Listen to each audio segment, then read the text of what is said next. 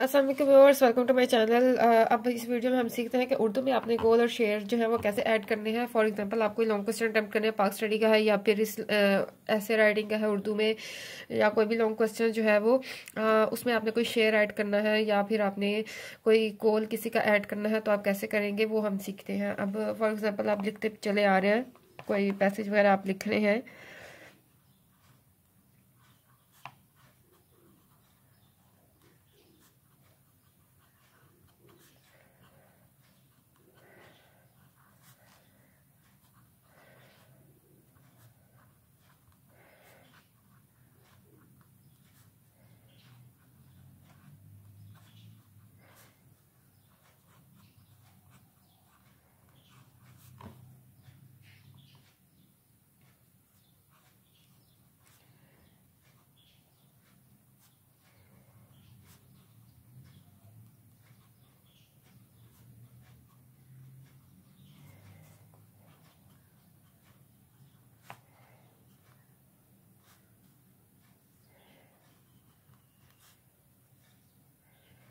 अब ये for example आप लिख रहे हैं, इसके बाद आप कोई शेर कोट करना चाह रहे हैं, ठीक है। तो आप ये देखें, सबसे पहले आप जो है वो 604 कट मार्कर ही है ये, आप सिंपल मार्कर भी यूज़ कर सकते हैं। कोई बुलेट बना लें, उसके बाद शेर का जो है वो सिंबल जो होता है वो लगाएं और उसके बाद आप शेर ऐड करें।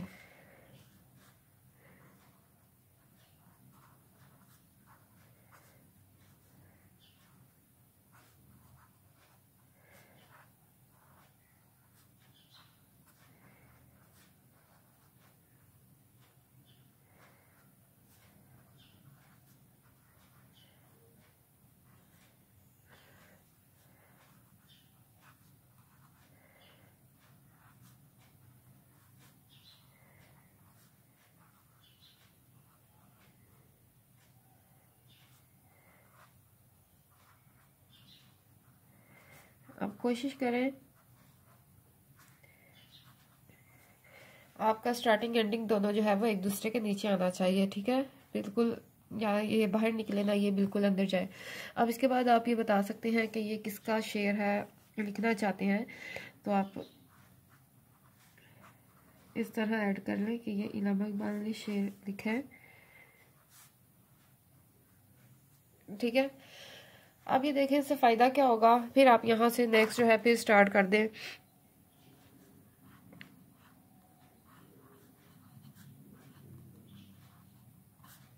ठीक है।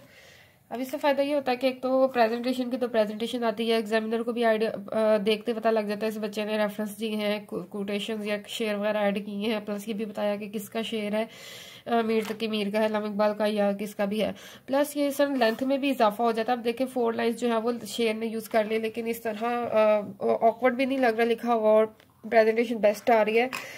आपको बार बार कह रहे हैं कि आपकी अपनी चॉइस है, आप ये नहीं स्किप करना चाहते लाइन, आप बुलेट नहीं लगाना चाहते तो मत लगाइए, आप इस तरह इल्लामा इकबाल नहीं लिखना चाहते तो मत यूज़ करें, आप जस्ट 2 लाइनें स्किप कर लें, यानी 2 लाइनें यूज़ कर लें शेर में, ये आपकी अपनी चॉइस है। पर मैं आपको एक आइडिया दे रही हूँ, आपको अगर अच्छा लगे तो आप ज़रूर ट्राई करें। अपनी राइटिंग पर भी आपका डिपेंड करता है, अगर राइटिंग छोटी है या बड़ी है उसके अकॉर्डिंगली आप देख लें।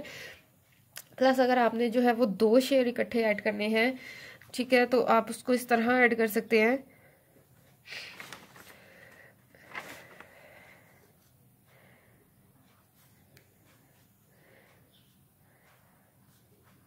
सेंटर में ही लिखें,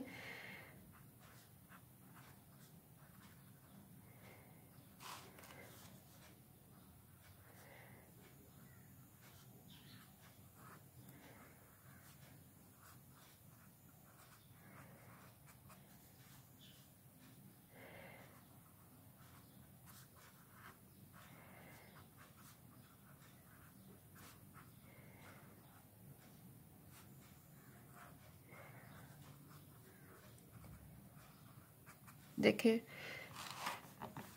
बिल्कुल उसके नीचे लास्ट वर्ड आए।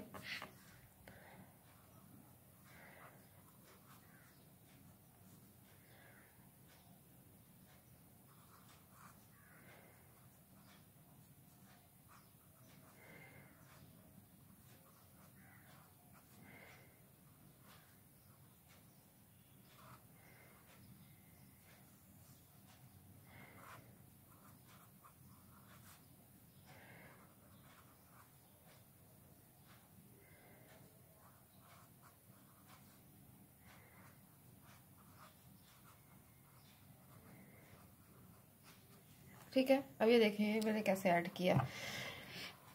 इसके भी आप एंड में बता सकते हैं इल्लामा इकबाल।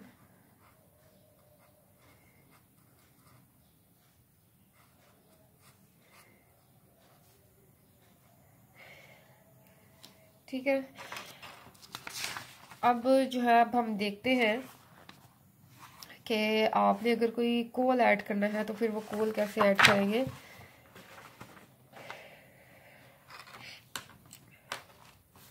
फॉर एग्जाम्पल ये आप लिखते आ रहे हैं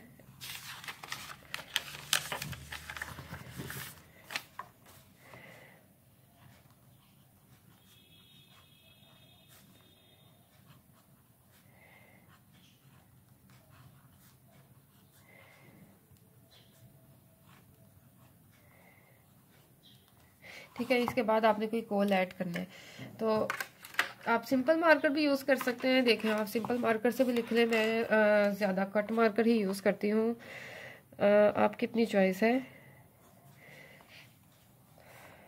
अभी इल्लामा इकबाल कायदे आज़म का है।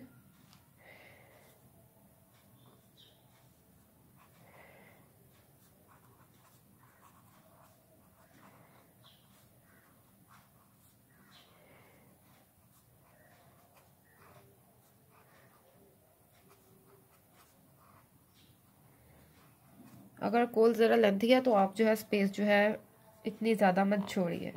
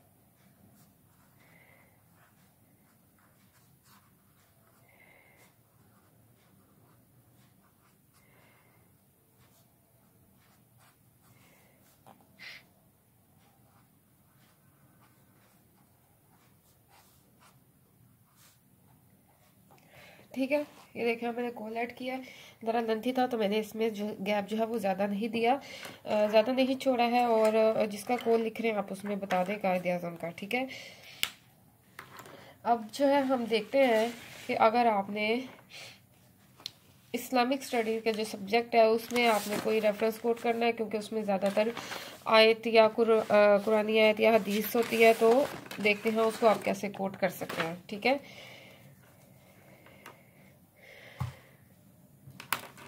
देखें आपको मैं बस एक टिप बताती हूँ, आपको अच्छी लगे आप ज़रूर ट्राई करें, आपको नहीं पसंद तो कोई मसला नहीं, जो आपको उसमें से अच्छा लगे आप उसे अडॉप्ट करें और बाकी जो है वो आप स्किप कर सकते हैं। ठीक है, अब जैसे कि आपने कोई कुरानी आयत का रेफरेंस देना है, मैं आपको बताती हूँ। आप असाइनमेंट्स वगैरह में इस तरह यूज़ कर सकते हैं, अगर आप एग्ज़ाम्स में इस तरह नहीं फॉलो करना चाहते।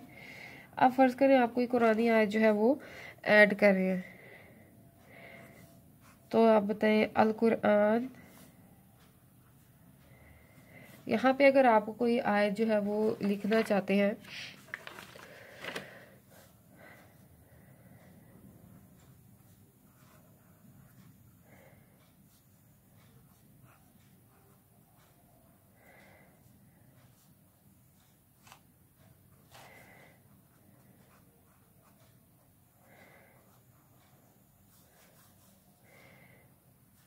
ये आपने एक आयत लिखी है, इसके बाद आप इसका तर्जुमे की हेडिंग दें। और फॉर एग्जांपल आपने तर्जमा जस्ट लिखना है तो आप लिखें अल कुरान और उसके नीचे तर्जमा इस तरह, उसके बाद आप तर्जमा लिखें।